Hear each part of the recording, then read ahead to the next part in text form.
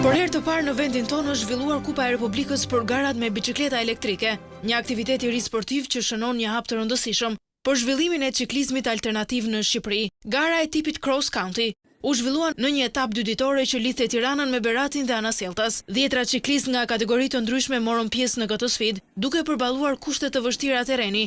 Për garuesit me eksperiencë, ky aktivitet përfaqëson një moment historik, pasi për herë të parë garat me biçikleta elektrike përfshihen në kalendarin zyrtar të kampionateve në Shqipëri, duke hapur rrugën për një kategori të re sportive. Kjo është Kupa e Republikës. Eksperjenca është shumë e bukur, terreni fal kodrave dhe maleve që ne kemi shumë i bukur, sidomos në këtë zona e Belgjit. Që në vitet e ardhshme të ketë më shumë aktivitete dhe pjesëmarrje më të gjerë.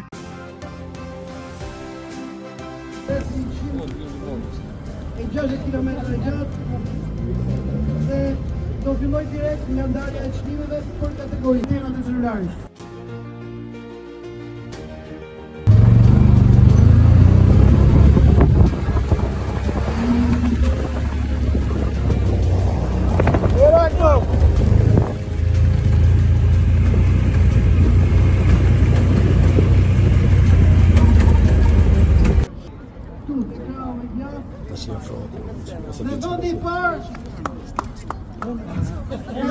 Bravo!